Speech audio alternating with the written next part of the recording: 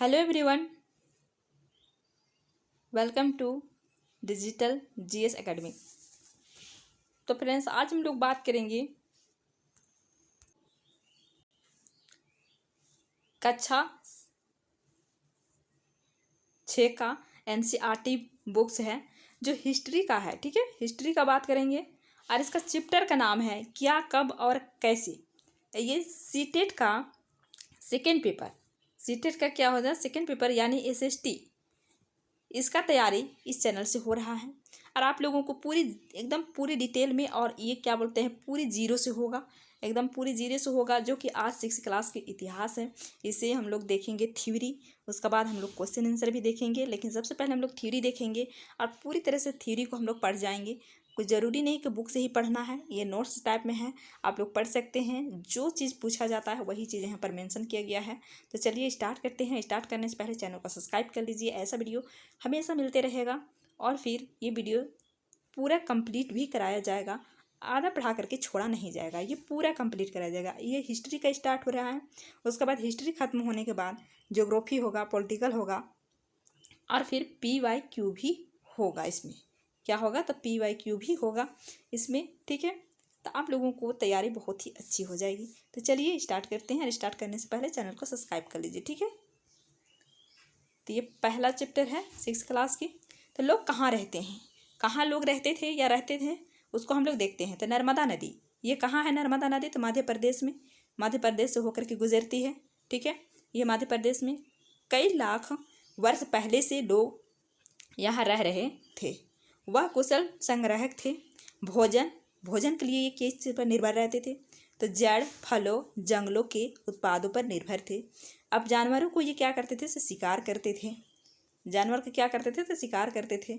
अब आगे चलते हैं, हम लोग देखते हैं उत्तर पश्चिम सुलेमान वे कृथर यहाँ पर होगा। ठीक है, पहाड़ियाँ ये कहाँ पर है, तो पाकिस्तान और अफगानिस्तान के सीमा पर है।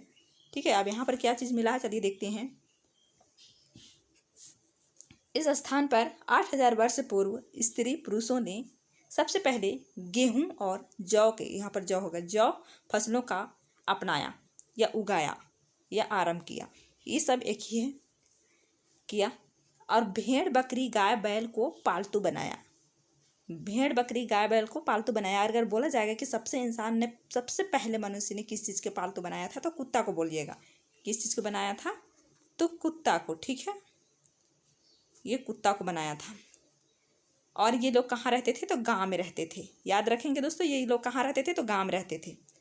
नेक्स्ट है कि उत्तर पूर्व में गारो तथा मध्य भारत में विंध्य पहाड़ियाँ। अब ये विंध्य और सतपुड़ा कहाँ पर ही है, तो मध्य भारत में है। और मध्य भारत में है तो मध्य भारत में कहाँ, तो मध्य प्रदेश में है। ठीक है, और ये गारो कहाँ पर ही है, तो ये गारो है उत्तर पूर्वी भाग में है, जो कि मेघालय हो गया, उधर है। गारो हो गया, खासी, जंतिया, ये सब कहाँ है, तो उत्तर पूर्वी में है, मेघालय में। ठीक है, गारो असम में है, मेघालय असम इधर, और विंध्या पहाड़ियाँ मध्य प्रदेश। यहाँ पर कृषि का विकास हुआ। अगर पूछेगा कि कृषि का विकास कहाँ हुआ, तो दोनों में से किसी एक ऑप्शन भी रहेगा या एक भी रहेगा तो सही लगा दीजिएगा। और अगर असेसमेंट वाला दे देगा 1B वाला 2 वाला, तो उसको इसी के लगाएंगे। ठीक है, इसको थ्योरी अच्छे से पढ़िए, आप लोगों को अच्छी से अच्छी समझ में आएगा। उसके बाद फिर हम लोग MCQ जो करेंगे उसमें भी अच्छा समझ में आने लगेंगे। क्या है कि थ्योरी कर लेंगे तो समझ में आना ही है। सर्वप्रथम चावल विंध्य के उत्तर में उपजाया गया। सर्वप्रथम चावल कहाँ उगाया गया था, तो विंध्य के उत्तर में उपजाया गया था।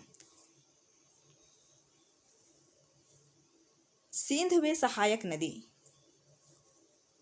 4700 वर्ष पूर्व आरंभिक नगर फल फूले। कब, तो 47 वर्ष आरंभिक कौन चीज़ फल फूले, तो नगर। गंगा तटवर्ती इलाके में 2500 वर्ष पूर्व नगरों का विकास हुआ। किसका विकास हुआ, तो नगरों का विकास हुआ। कब हुआ, तो 2500 साल पहले पूर्व नगरों का विकास हुआ। पूर्व नगरों का विकास हुआ। गंगा में सोन नदी, गंगा के दक्षिण में प्राचीन काल में मगध की स्थापना हुआ।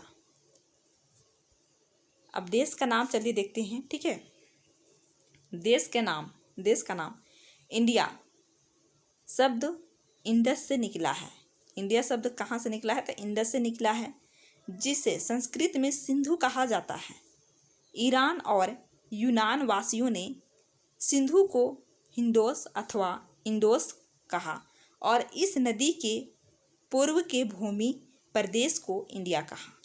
किस नदी के पूर्व के भूमि प्रदेश को इंडिया कहा? तो सिंधु नदी की। भारत नाम का प्रयोग उत्तर पश्चिम में रहने वाले लोगों के एक समूह के लिए किया जाता था। भारत नाम किसके लिए किया जाता था? तो उत्तर पश्चिम के लिए किया जाता था। सिर्फ एक समूह था, उसके लिए किया जाता था। इसका वर्णन ऋग्वेद में भी मिलता है। किस में मिलता है? तो ऋग्वेद में भी मिलता है। अतीत के बारे में कैसे जाने? पांडुलिपि ये पुस्तक के हाथ से लिखी होती है। ये पांडुलिपि क्या होता है? तो ये एक पत्ता है, इस पत्ते पे लिखा होता है हाथों से और यहाँ पर छोटे छोटे छेद रहता है। अब इस छेद को रस्सी से, धागा से बांध दिया जाता है और इसके ऊपर एक पत्ता पत्ता बांध करके और उसे एक बुक बना दिया जाता है। ठीक है। ताड़ के पत्तों व बुर्ज पेड़ का छाल से निर्मित यह भोजपत्र पर लिखी जाती है। अंग्रेजी में इसके लिए मेन्यू, यहाँ पर मेन्यू लिखा हुआ है, मेन्यू होगा यहाँ पर। ठीक है, मेन्यू क्रिस्ट शब्द लैटिन शब्द मेनू जिसका अर्थ हाथ है। इन पांडुलिपि में धार्मिक मान्यता, व्यवहार, राजाओं के जीवन औषधियों तथा विज्ञान आदि सभी प्रकार के विषय की चर्चा मिलती है। क्या मिलती है? तो सभी प्रकार की चर्चा मिलती है। यह संस्कृत प्राकृतिक भाषा में मिले हैं। प्राकृतिक आम लोगों की भाषा थी। जैसे अभी घर में मातृभाषा बोला जाता है, जो आम बोलचाल की भाषा होते हैं, लैंग्वेज होते हैं, उसे प्राकृतिक इसी तरह से एक आम भाषा थे। ठीक है।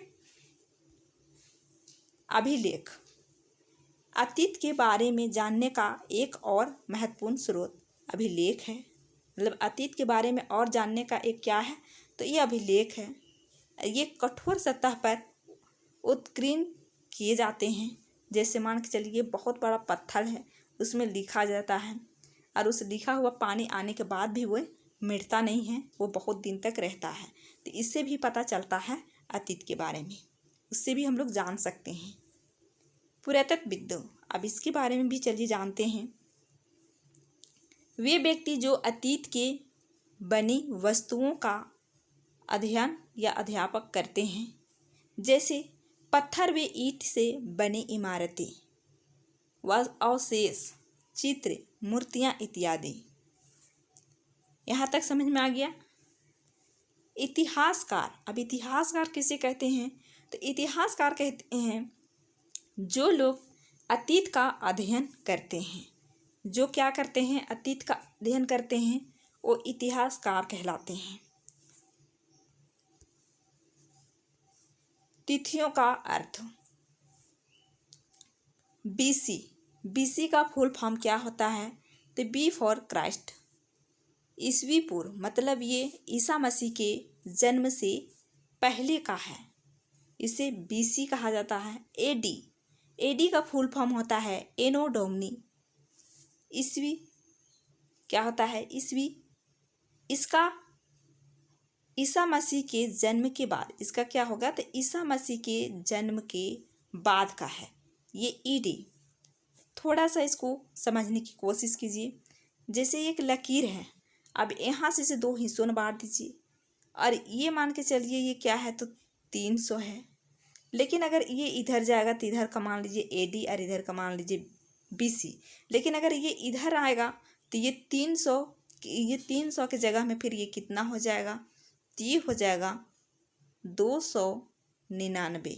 और अगर यही एडी की तरफ अगर जाएगा तो एडी की तरफ क्या होगा? तो ये 301 हो जाएगा।